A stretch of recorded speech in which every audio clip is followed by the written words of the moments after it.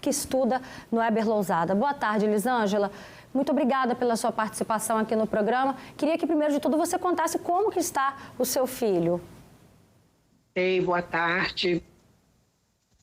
Então, o meu filho, ele está assim, está equilibrado, mas a gente sabe que ele está abalado. A minha preocupação é quando ele voltar, porque como ele é uma pessoa muito ansiosa, quando ele chegar lá, a gente sabe que não sabe, aliás, a gente não sabe, né, qual vai ser o impacto, né, emocional dele.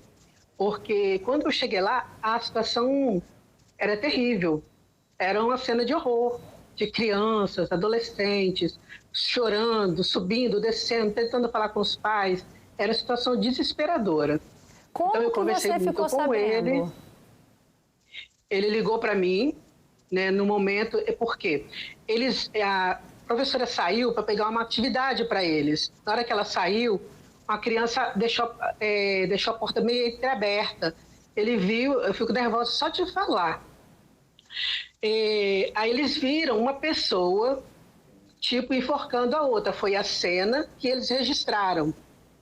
Mas nesse momento já era o professor tentando imobilizar o rapaz. Então essa cena que ficou na cabeça deles, eles fecharam a porta, fizeram a barricada de pessoas, de crianças, eles mesmos segurando a porta. Outros ficaram chorando, gritando, desesperados na sala, e outros foram para o canto da sala e imediatamente ligaram para a polícia. Ele e o coleguinha dele ligaram para a polícia, tentando acalmar uns aos outros. São crianças de 11 e 12 anos. Aí eles começaram a ligar para os pais. Então ele ligou para a polícia e imediatamente já ligou para mim. Então, quando ele ligou para mim, uma mãe do primeiro coleguinha que ligou para a polícia já tinha me ligado e falado que tinha acontecido alguma coisa, que o filho dela pediu para ir buscá-lo. Então, eu já estava saindo para buscar o filho dela. Aí ele me ligou, eu sem saber o que era. Ele me ligou, aí eu saí e fui buscar. Aí eu fiquei desesperada, porque ele falou assim, foi um ataque aqui na escola, eu só sabia isso.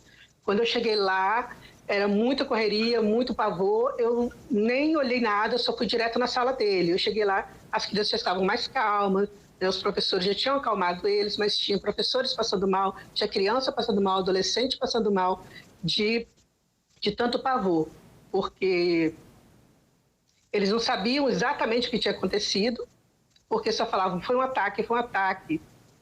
Aí quando eu cheguei lá, eu tentei acalmá-los, né, o máximo que eu pude, tentei conversar com eles, deixá-los calmos. Tirei eles da sala, porque eu queria tirar eles daquele ambiente, aí eles, mais alguns coleguinhas que iam vir com a gente, que iam vir comigo, descemos, aí nós sentamos lá no pátio para respirar, para contar o que aconteceu, para falar com eles antes de sair da escola. Saímos da escola, porque eles só queriam sair dali. Estava esperando também o tumulto, porque estava muito tumulto, melhorar o tumulto, que a gente nem sabia o que tinha lá fora. Saímos e íamos para casa. Então, chegando em casa, foi que ele contou tudo direitinho, como que aconteceu, o que ele viu. E ele estava muito, muito, muito abalado.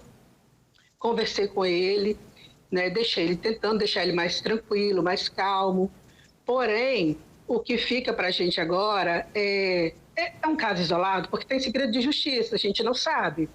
É um caso isolado que já foi sancionado ou não? Porque é esse o medo que fica agora? O seu coração de mãe fica inquieto com essa pergunta? Se é um caso isolado ou não? É isso que mais te aflige? Exatamente, porque na fala dele, ele fala que tinha mais pessoas. E como acho que foi a Letícia que falou agora há pouco, há 2 meses atrás tinha um recado lá no banheiro. Foi a outra mãe que está aqui com a gente, a Larissa. Ela trouxe exatamente esse relato para a gente. Olha só, Elisângela, assim como o seu filho, assim como o filho da Larissa, que também está aqui no estúdio, a gente vai ouvir agora o áudio de uma estudante, gente, de 11 anos, que também está com muito medo de voltar para a escola. Vamos ouvir? Eu tô com muito medo de ir pra escola porque isso pode acontecer a qualquer momento e as minhas amigas também estão com medo. E se isso acontecer, eu não sei pra quem ligar, porque os meus pais vão ficar desesperados, minha irmã também. E eu tenho muito medo disso acontecer de novo, por isso que eu tô com muito medo de ir pra escola.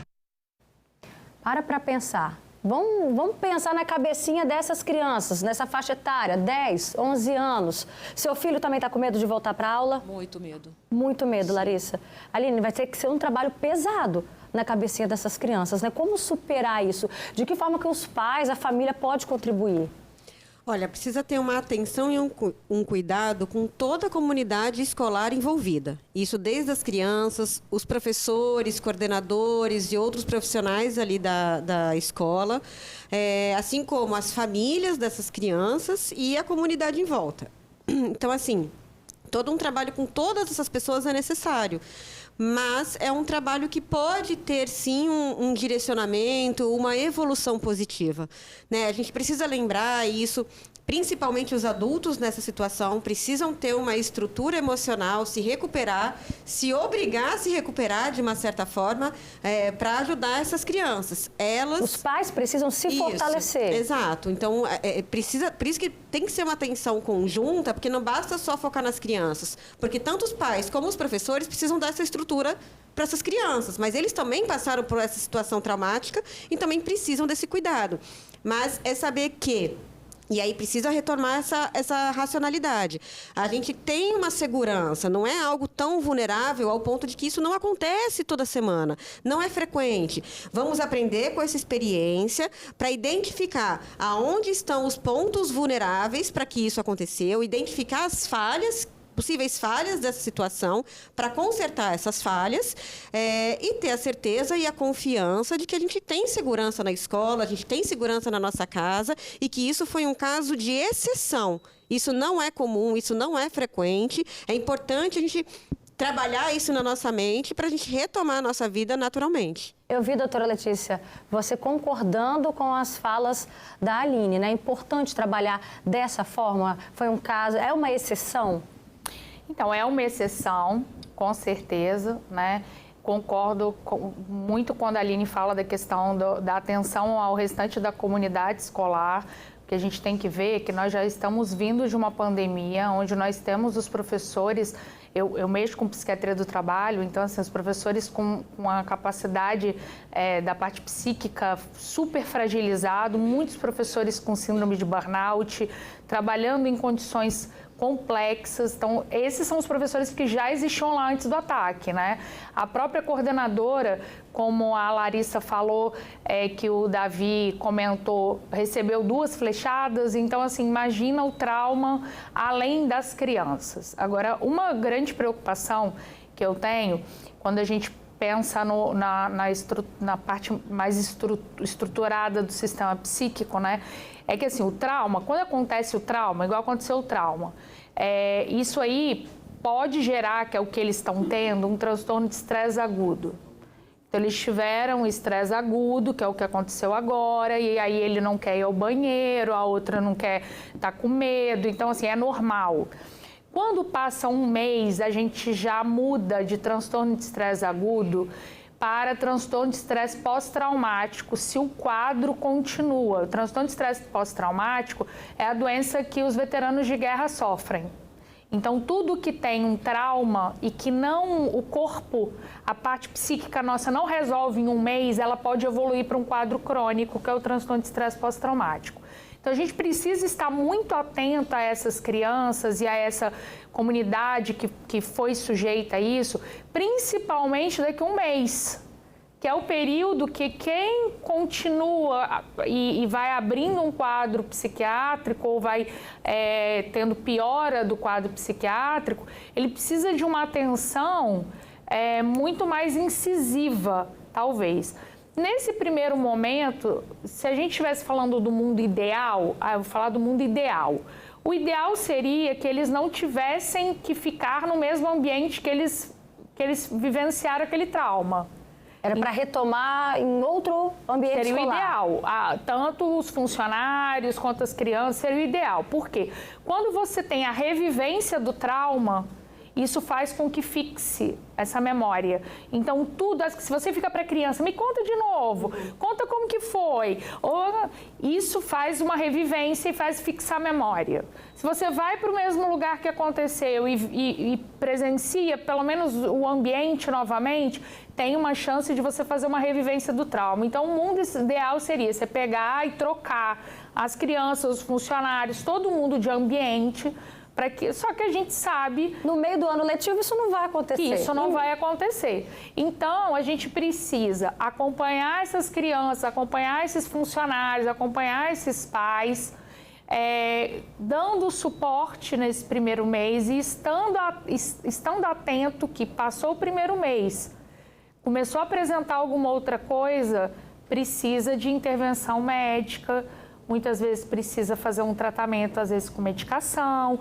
A terapia, com certeza, é importante e não é qualquer terapia.